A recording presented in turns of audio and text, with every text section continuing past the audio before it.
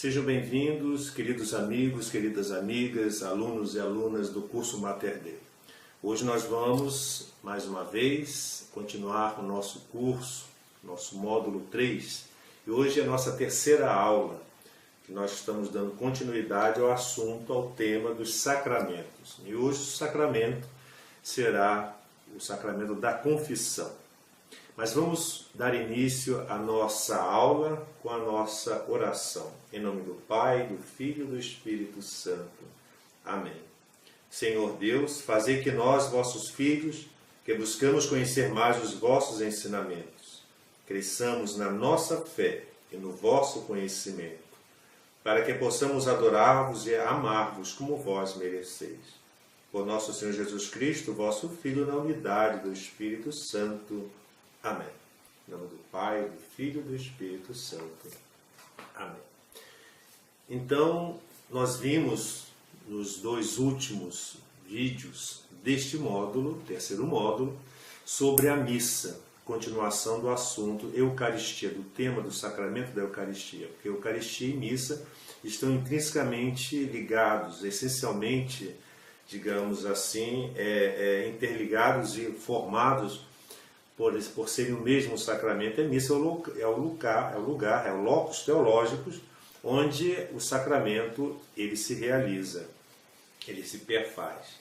Hoje nós agora vamos entrar dando continuidade aos sacramentos, ao assunto que é o sacramento da confissão. Esse sacramento da confissão é um sacramento também conhecido com o nome de penitência ou reconciliação.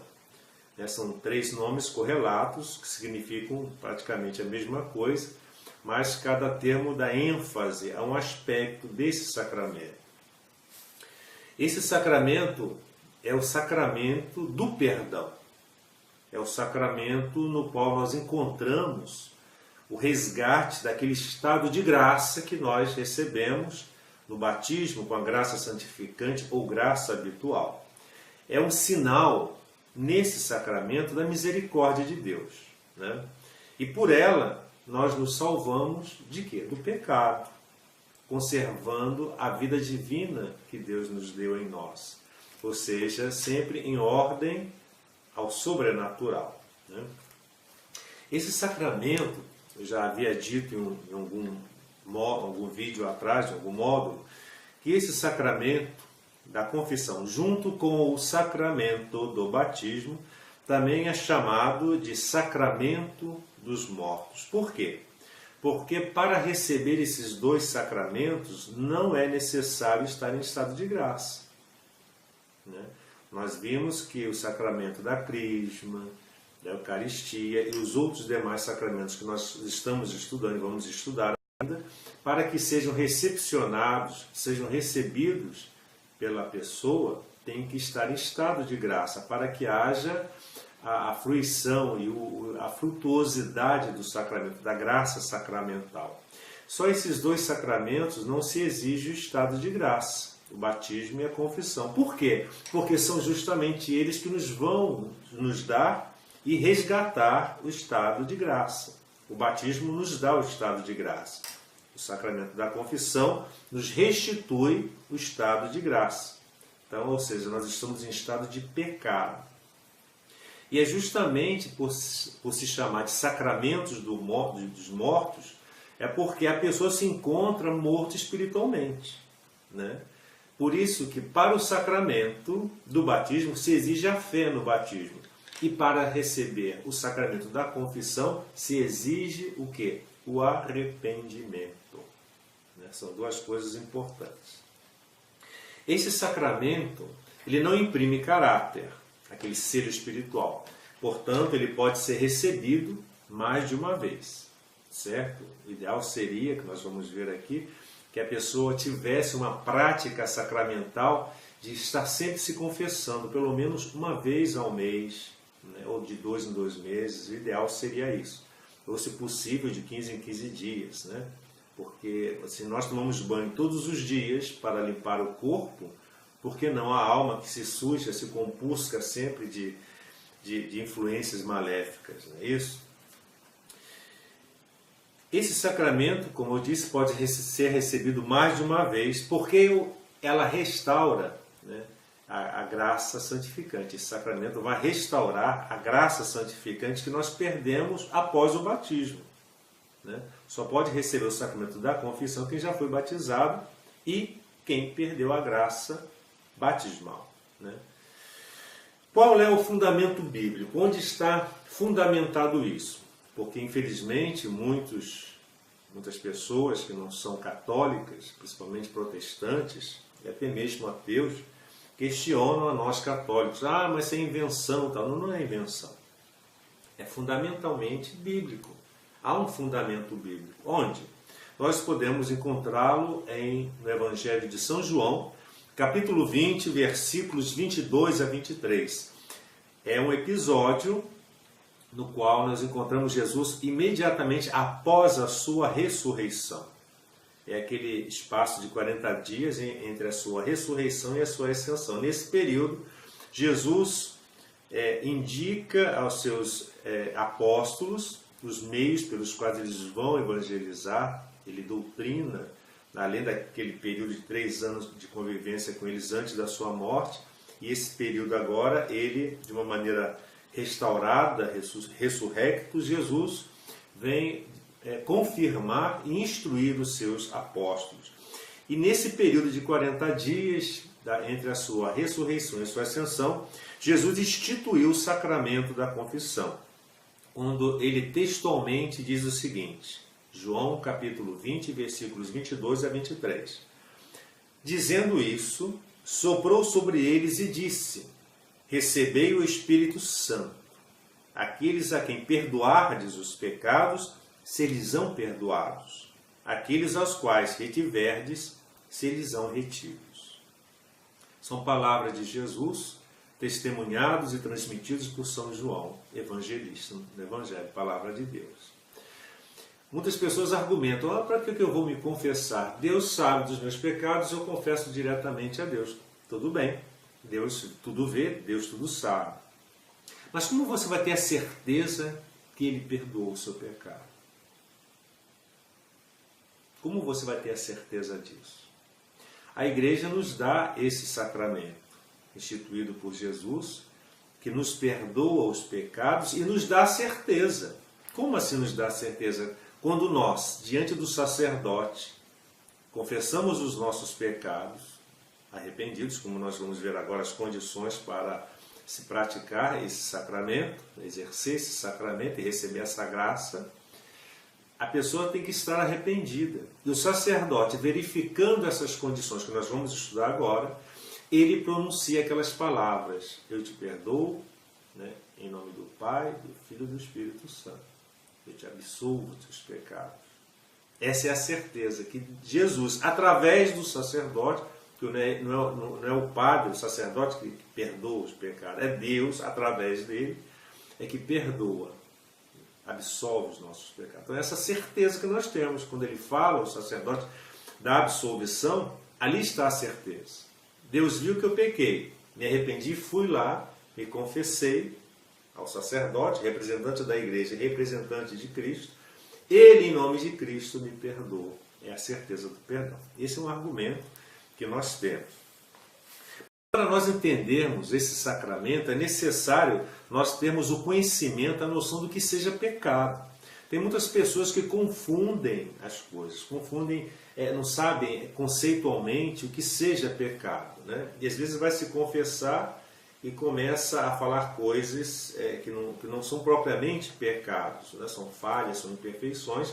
Então vamos aqui esclarecer esse aspecto. Vamos lá, antes de tudo, o pecado é uma transgressão, é uma violação, é uma ofensa à lei de Deus. É uma infração à lei de Deus. Como assim? De que maneira? De maneira livre, consciente e consentida. Então você sabe que você está ofendendo a Deus, que a matéria daquela ofensa é contra Deus. Você livremente quis fazer isso, você não foi coagido, não foi fraudado, você não se enganou, Você foi livremente fazer isso, não foi à força. E em terceiro aspecto, você consentiu, ao consentimento, a deliberação da sua vontade. Então, diante disso, primeira coisa, o que é pecado? Pecado é quando eu ofendo a Deus, sabendo que eu estou ofendendo, eu livremente sei que estou fazendo isso, vou fazer isso, e eu delibero isso, eu quero fazer isso. Né? Então podemos distinguir o pecado pelas seguintes classificações. São duas classificações de pecados. Quais são essas duas classificações de pecado? Primeiro, o pecado original, que nós já estudamos nos vídeos anteriores. É aquele pecado da origem, desde os nossos primeiros pais, Adão e Eva, que eram os representantes, a fonte de todo o gênero humano, o princípio de todo o gênero humano. Naquele período probatório, eles pecaram, transmitiram em herança para nós, por todo o gênero humano, esse pecado da origem, que nos tirou a graça santificante, a amizade com Deus, os dons preternaturais, os méritos diante de Deus, e nos instituiu a morte. Esse é o pecado original. Né? E o outro tipo de pecado é o pecado atual. O que é o pecado atual? É o pecado pessoal, é aquele que não é original dos nossos primeiros pais, é aquele que é atribuído exclusivamente a você. É o pecado do seu ato, é o seu pecado pessoal. Então, o pecado original e o pecado atual. Só que o pecado atual, esse que é atribuído a mim exclusivamente, porque eu cometi esse pecado, não foram Adão e Eva que cometeram esses pecados, mas fui eu que cometi. Esse pecado atual se classifica também em dois tipos de pecados. E quais são? É o pecado mortal e o pecado venial. O que é o pecado mortal? O pecado mortal, ou pecado grave, é aquele que incide sobre matéria grave. Quais são as matérias graves? São os 10 mandamentos. Nós vamos estudar os 10 mandamentos nos módulos seguintes, se Deus quiser. Então, você ferindo um daqueles 10 mandamentos, que resumem todas as normas e preceitos morais cristãos, quando você fere, você está ferindo uma matéria grave. Né? Então, a pessoa, para cometer um pecado grave, a ação dela, o ato dela, tem que incidir sobre matéria grave, ou seja, uma daquelas matérias dos 10 mandamentos. E ao cometer o pecado grave, o homem perde a amizade com Deus. Se ele ofende a Deus, ele mesmo se afasta de Deus, perde a graça santificante.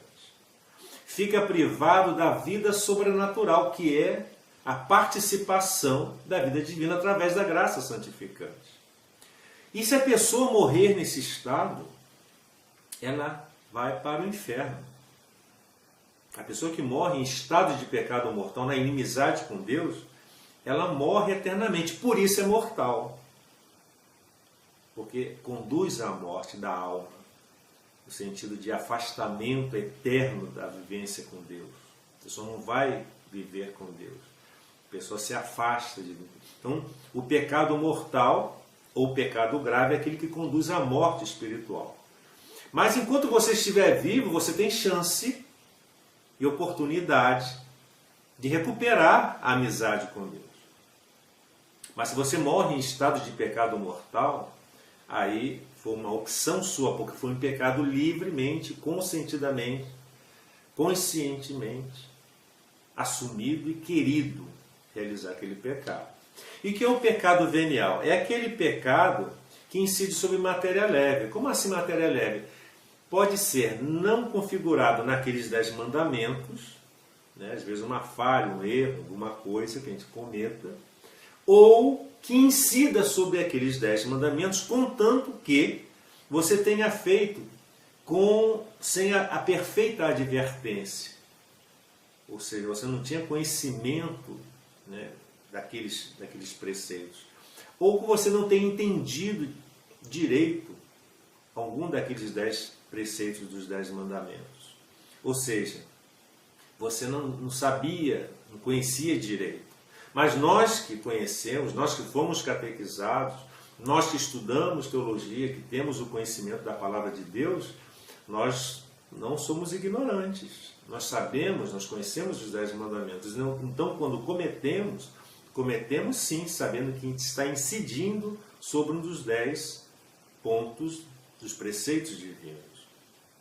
Ou quando a pessoa faz sem um pleno consentimento da vontade. Às vezes a pessoa comete um pecado aparentemente grave sem um consentimento da vontade.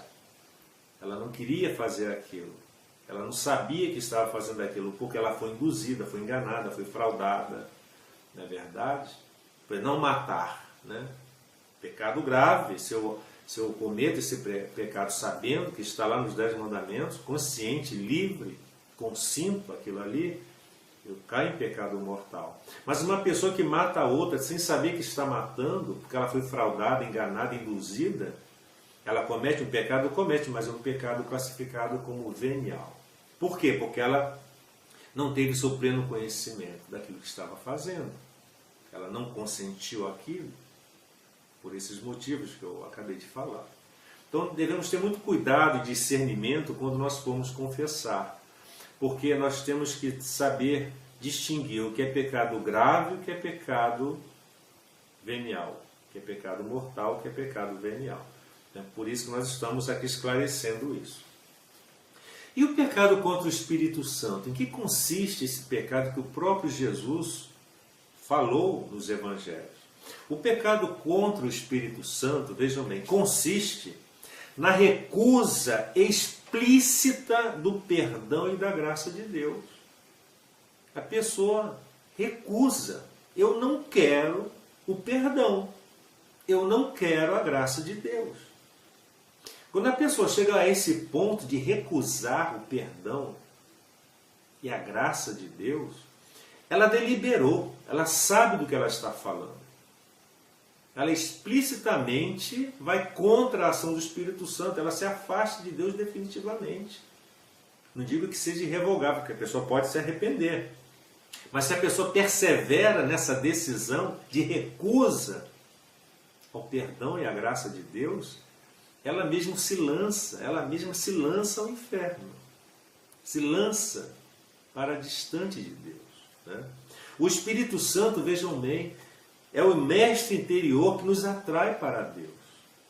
Quem se fecha a Ele, coloca-se em situação irremediável, porque recusa o próprio remédio. Imagina um doente, sabendo que tem uma doença fatal, gravíssima, correndo risco de vida, e ele recusa aquele remédio. Eu não quero tomar esse remédio.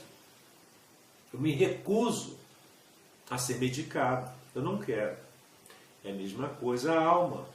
A alma está doente, fraca, e a pessoa não quer o remédio, que é a graça do Espírito Santo, o dom de Deus. Tal atitude também é chamada pecado para a morte. A pessoa quer aquilo ali. Por incrível que pareça, meus amigos, existem pessoas que fazem isso. Os satanistas, os ateus, as pessoas até se recusam. Elas podem ser até boas pessoas, do ponto de vista ético, na bondade, no trato, mas espiritualmente falando, elas se recusam, elas se lançam, é um pecado para a morte. O próprio Jesus nos exorta, conforme está em Marcos, Evangelho de Marcos, capítulo 3, versículos de 28 a 30, que Jesus diz o seguinte: na verdade vos digo, tudo será perdoado aos filhos dos homens, os pecados e todas as blasfêmias, ofensas, que tiverem proferido. Aquele, porém, que blasfemar, no sentido de rejeitar, né?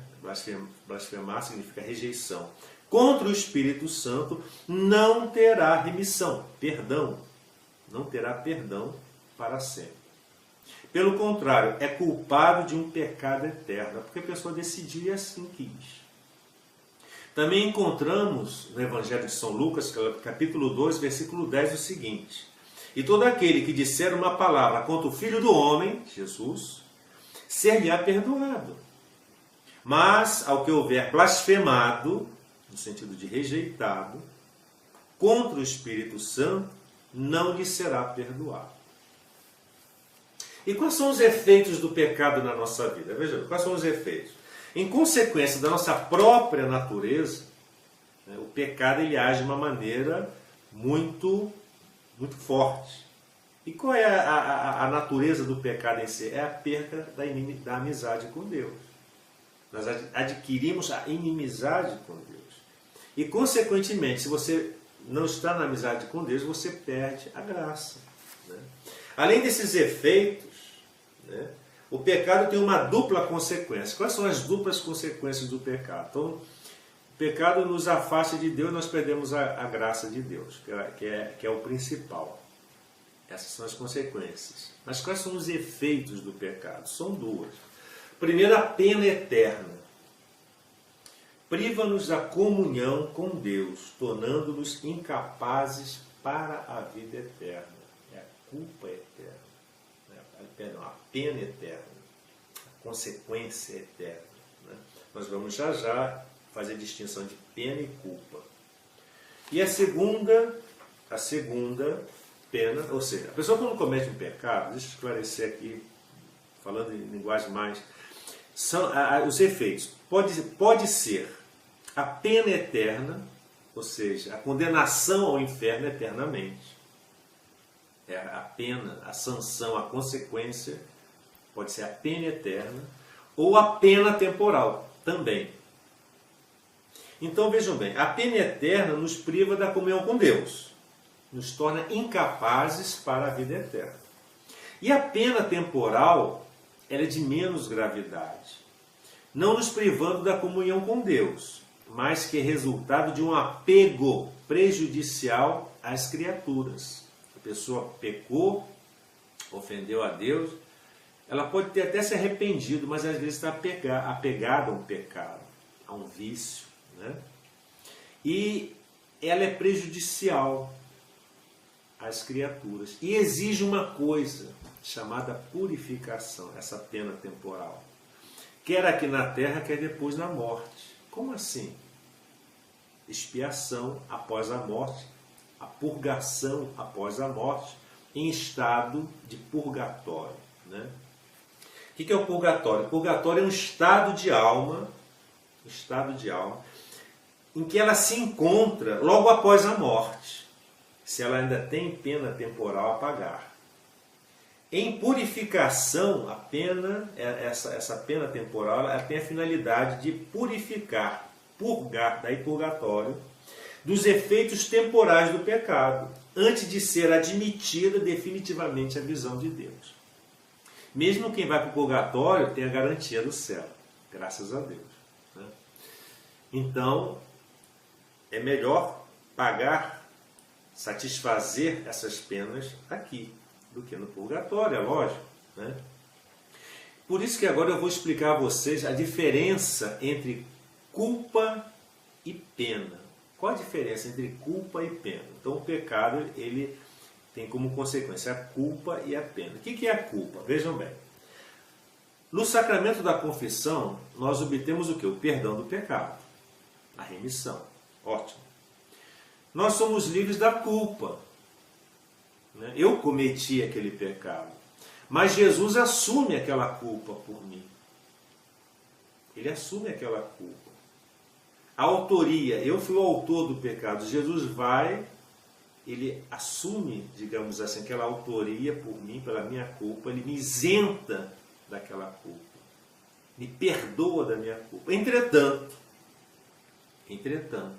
permanecem as consequências temporais. O que é isso?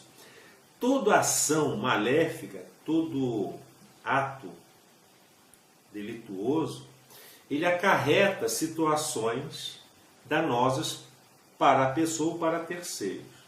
Você tem que reparar, satisfazer as consequências do seu ato. E quando você comete um ato delituoso, você tem que pagar por ele. É o que nós chamamos de sanção. Né? Se você infringiu a lei de trânsito, ao ultrapassar o sinal vermelho, você é culpado, porque foi você que cometeu aquela infração. Aí você, como sanção daquilo, para compensar aquele seu ato infracional ou criminoso, seja lá um crime que você tenha cometido, no caso aqui da infração do trânsito, você tem que pagar uma multa. Ou ser privado de dirigir, é divertido, não sei. Mas a consequência, a penalização é você ser sancionado. É você pagar, satisfazer aquilo ali. É a sua pena. É a sanção de satisfação daquele erro. Quando nós cometemos um pecado, ele cria para nós uma pena, há uma sanção, há uma consequência para reparar e satisfazer aquele pecado, aquele ato que você fez. A culpa está perdoada, mas a consequência você tem que reparar. Se eu roubei alguém, eu tenho que devolver. Se eu matei alguém, não tenho como restituir a vida daquela pessoa. Eu tenho que satisfazer de alguma forma, minimizar os efeitos daquela morte, né? Ou qualquer outro tipo de pecado. Então essa satisfação, essa sanção que eu tenho que satisfazer e reparar se chama pena. E essa pena, essas penas temporais, que são consequências do pecado, elas podem ser perdoadas, elas podem ser remidas? Podem, elas podem, através das obras de penitência. Então essas penas, elas podem ser perdoadas. Ou eu exercendo essas penas, através de uma penitência, ou através de uma indulgência. Entenderam? Eu posso satisfazer, ou seja, compensar um pecado que eu cometi através da sanção que eu estou sofrendo por ter cometido um pecado. E essa consequência, essa pena, ela pode ser perdoada, compensada, ou pela penitência a mim imposta, ou através de uma indulgência, que é um perdão, que vai substituir essa penitência. Vejam bem, né? Então, essa penitência, ela é imposta aonde? No momento da confissão. Por quem? Pelo sacerdote. Cuidado, o padre que perdoa o pecado e não lhe impõe a penitência, ele está agindo errado. Ah, não precisa não, já me aconteceu isso, me confessar, e o padre, o colega fala, não, né, não vou impor não, mas não vou reparar um pecado. Isso está errado, isso aí é má formação teológica do sacerdote. Tem que impor sim a penitência, a satisfação. Então, naquele momento da confissão, o sacerdote impõe a pena, é uma obra de penitência. Para quê? Para que com os meus sofrimentos e provas e penitências, possamos compensar ainda em vida, reparar em vida o pecado que nós cometemos, né? Mas se chegar da morte, o fiel deve aceitar uma graça. Se essas penas temporais ainda não foram pagas, ele ainda é para o purgatório. Eu tenho que pagar, eu tenho que purgar isso daí, né? Entre as obras de penitência impostas, né, em virtude do pecado ao qual eu tenho que reparar essas ofensas, essa pena temporal, são recomendadas pela Igreja o jejum e abstinência de carne, né, primordialmente. Atos de caridade, atos de amor, orações. Todavia, também em vida, as penas temporais poderão ser perdoadas, como eu disse, através de indulgências, que a Igreja instituiu. É uma instituição eclesiástica, mediante condições. Há requisitos, condições que nós devemos observar para lucrar. Esse é o termo que se usa. Para nós podemos receber frutuosamente as indulgências para o perdão dessas penas temporais. É estar em estado de graça e ter a intenção de, pelo menos, geral, de lucrá-las. A pessoa tem que estar em estado de graça, ou seja, tem que se confessar, estar perdoado a sua culpa, o seu pecado, e ter a intenção de recebê-la. Nós vamos ter um módulo em que nós vamos falar sobre indulgências. Eu não vou aqui falar porque é um assunto grande, profundo. Eu apenas estou mencionando aqui, mas nós teremos a oportunidade no módulo de falar sobre as indulgências, né? Que é o que é indulgência? A indulgência é a remissão, o perdão diante de Deus dessas penas temporais. Não é do pecado. O pecado foi perdoado na confissão. A consequência do pecado, o efeito do pecado, é a pena temporal, que é uma sanção que eu devo satisfazer, reparar diante de Deus. Essa sanção, essa pena, ela pode ser perdoada, ou pela penitência que eu vou fazer, ou pela indulgência. Então a indulgência é uma forma instituída pela igreja para o perdão da pena temporal, né? Fica bem esclarecido isso. Então nós vamos aprofundar essa questão das indulgências num outro vídeo, oportunamente. Certo? E é interessante aqui, continuando o assunto, de nós falarmos sobre a questão do estado de graça. O que é o estado de graça? A igreja ensina que o fiel encontra-se em estado de graça quando está isento do pecado grave. Nós já chegamos a ver isso no módulo anterior. A pessoa, quando peca, ela perde o estado de graça, que era aquele estado que os nossos primeiros pais tinham lá no Jardim do Éden, segundo os relatos bíblicos do Gênesis. Eles viviam em estado de graça. Perderam pelo pecado original. Nós adquirimos o estado de graça no batismo, mas podemos perdê-la quando nós cometemos um pecado grave ou pecado mortal. Nos é restituído o estado de graça pela confissão, com a graça sacramental do perdão, né? O único pecado que não tem perdão, nós vimos que é o pecado contra o Espírito Santo. Não é isso? Agora, quais são as exigências para se alcançar a graça do sacramento, a graça sacramental da confissão, que é o perdão? Quais são as exigências? Quais são as condições? Vamos lá. Exigem 4 requisitos. 4 exigências. Quais são? Primeiro, né, que a pessoa esteja arrependida. Primeira coisa é o arrependimento. Né? A pessoa tem que estar arrependida. Né? Para estar arrependida, ela tem que fazer um exame de consciência. Né? Poxa, eu cometi um pecado. Ela faz um exame de consciência. Ela fez o exame de consciência, ela se arrependeu. Ela viu que cometeu um pecado. Tem que estar verdadeiramente arrependido mesmo. Né? O verdadeiro arrependimento é a sincera detestação, aversão dos pecados cometidos. Eu devo ter aversão àquilo que eu fiz, nojo daquilo que eu fiz. Verdadeira detestação, né? Com um firme propósito de não pecar mais. Ah, eu cometi, mas lá na frente posso fazer de... Não, eu tenho que ter aversão àquilo, né? O propósito de emenda, que consiste na vontade firme de não mais pecar e empregar todos os meios necessários para evitar o pecado.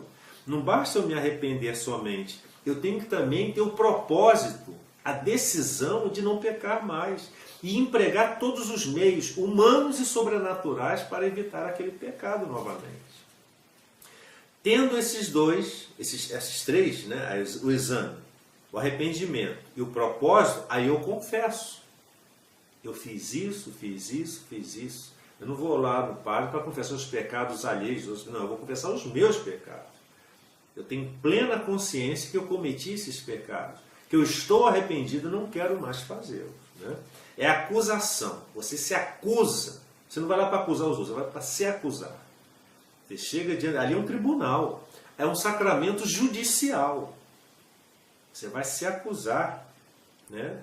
Dizendo claro e distintamente seus pecados, pedindo a ele o perdão, a absolvição. Em seguida, a sua confissão, o sacerdote, no confessionário, ele vai te absolver, ele vai te perdoar. Não em nome dele, mas em nome de Cristo. Eu te absolvo em nome do Pai, do Filho e do Espírito Santo. É uma ação trinitária. É Deus que está perdoando, não é o Padre. Não é o médico. O médico, para curar o doente, não é necessário ou obrigatório que ele seja isento de todas as doenças. Não. O médico também é vítima de doenças. Ele também toma remédios, se cuida com outros médicos. Né? O sacerdote, para perdoar, ele tem que ter a consciência de que também ele é pecador. Eu sei que o padre é pecador, mas não estou pedindo perdão ao padre, estou pedindo perdão a Deus através do sacerdote, representante da igreja. Né? Então o padre vai lhe impor, após a absolvição, uma satisfação, que é a execução da pena imposta por ele, seja qual for. A que o sacerdote entender, você tem que cumprir, satisfazer, não pode se esquecer não. Saiu dali, faça imediatamente a satisfação através daquela penitência imposta. E quais são, nós vamos ver agora a matéria e a forma. Né? Nós vimos que a matéria, os elementos desse sacramento, é o conjunto justamente de todos esses elementos que eu falei. Matéria do sacramento, da confissão, são essas condições. O exame de consciência, o verdadeiro arrependimento, o propósito de não pecar mais, a confissão, a satisfação. E qual é a forma desse sacramento? São as palavras que o sacerdote diz. Eu te absolvo em nome do Pai, do Filho e do Espírito Santo. E quem é o ministro? São somente os sacerdotes, ou seja, os bispos e os presbíteros, validamente ordenados. Então, matéria e a forma, nós acabamos de ver, desse sacramento. É importante esclarecer que no início da missa, como eu já tinha dito no vídeo anterior, no ato penitencial, o sacerdote dá uma bênção similar, parecida com uma absolvição. Todavia, essa absolvição não é um sacramento, mas é um sacramental. Ela não perdoa o pecado mortal. Pode perdoar, sim, o pecado venial, mas o pecado mortal não. Então, resumindo, né? Fazendo apenas mais um breve resumo. Na tarde de Páscoa, nós vimos que Jesus apareceu aos seus apóstolos, naquele período dos 40 dias, logo após a sua ressurreição, disse-lhes em Evangelho de São João, capítulo 20, versículos 22 a 23, recebei o Espírito Santo, aqueles a quem perdoardes os pecados se lhes são perdoados, aqueles os quais retiverdes se lhes são retidos. Então, Jesus instituiu o sacramento da confissão, foi instituído por nosso Senhor Jesus Cristo. O perdão dos pecados cometidos depois do batismo é concedido por meio de um sacramento próprio. Então, se eu sou batizado, recebi a graça santificante ou habitual, cometi um pecado grave, perdi a graça de Deus, estou em estado de pecado, perdi o estado de graça. Como que eu recupero a vida divina em mim? Como que eu recupero a graça santificante? Através do sacramento da confissão, né? Chamado também de penitência ou reconciliação. Quem peca ofende a honra de Deus e o seu amor por nós. Né?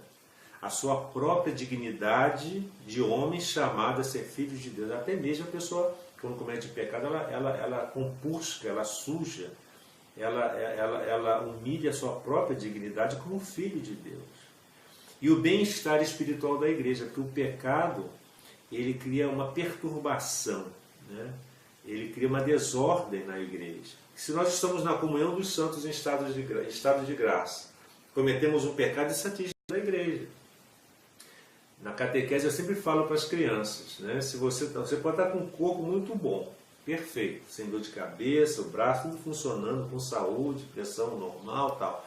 Mas se a sua unha lá daquele dedinho lá, mindinho do pé, estiver encravada, inflamada, doendo, o corpo todo sente. Até mesmo da febre, dependendo do estado de inflamação ou de infecção daquele dedinho inflamado. Então, no corpo de Cristo, ele é a cabeça e a igreja é o seu corpo místico, qualquer pecado cria uma certa desordem, um certo sofrimento ao corpo. Então, por isso que se deve evitar o pecado, né? O bem-estar da igreja é que está em primeiro lugar. Aos olhos da fé, não existe mal mais grave do que o pecado grave. Então, nós que somos crentes, nós que acreditamos, cremos em Deus, nas verdades reveladas, não existe coisa pior do que o pecado grave. Nada tem piores consequências para os próprios pecadores, né?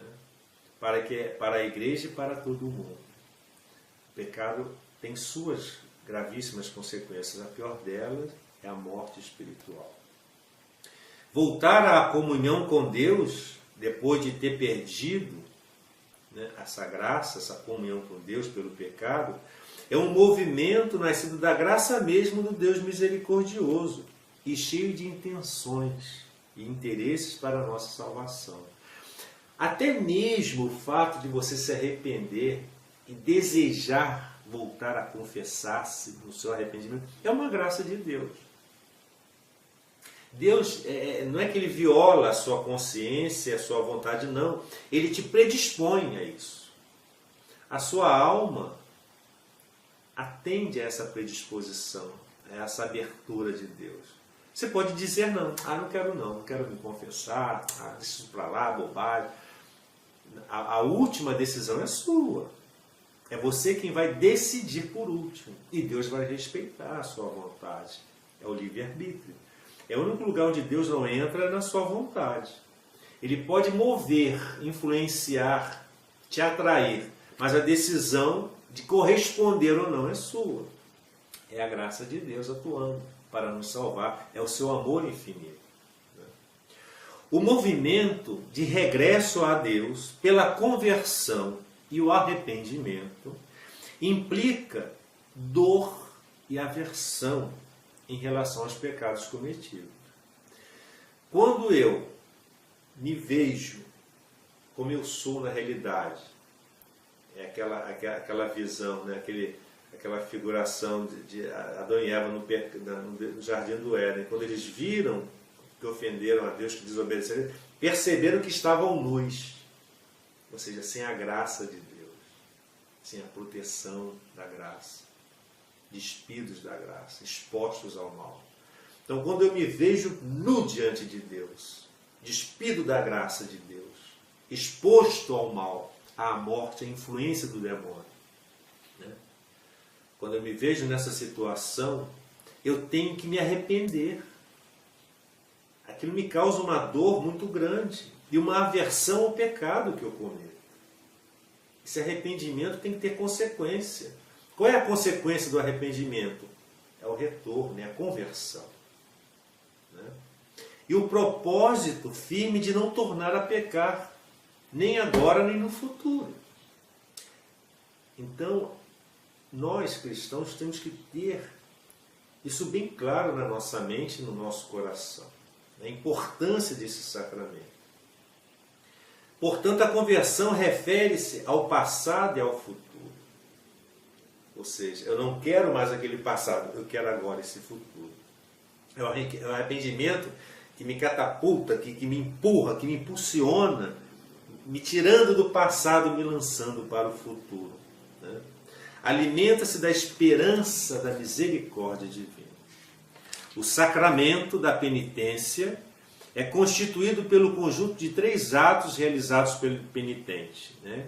Que o Catecismo da Igreja Católica aqui resume. Ou seja, pelo penitente, aquele que está pedindo, né? Está penitente, está arrependido e pede a absolvição dos sacerdotes. E quais são os atos do penitente? O arrependimento, a confissão, ou manifestação dos pecados ao sacerdote e o propósito de cumprir a reparação e as obras de reparação. Então, eu faço meu exame de consciência, me arrependo, manifesto o meu arrependimento.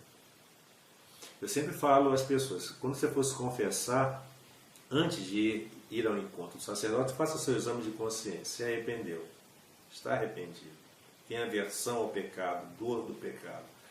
Na presença do sacerdote, você se apresente, você não é obrigado a se identificar, nem o sacerdote também, por isso que existe no confessionário aquela treliça, né? Você vai ali para manifestar primeiro o seu arrependimento. Padre, eu estou aqui porque estou arrependido de ter ofendido a Deus. E eu não quero mais pecar. E quais foram os meus pecados? Eu pequei isso. no campo efetivo, no campo social, no campo pessoal, no campo sexual, no campo econômico. Dizer, relatar seus pecados. E, se possível, se você não se lembra, e fale daqueles que eu não me lembro no momento, mas dos quais estou arrependido. Eu peço perdão a Deus. Eu quero estar em comunhão com Deus. O sacerdote vai lhe dar um conselho, geralmente, uma orientação, a absolvição e lhe impor a pena que você tem que cumprir. Né? A penitência para reparar a pena temporal. O arrependimento, também chamado contrição, deve inspirar-se em motivações que brotam da fé. Se for motivado pelo amor de caridade para com Deus, diz que foi uma contrição perfeita.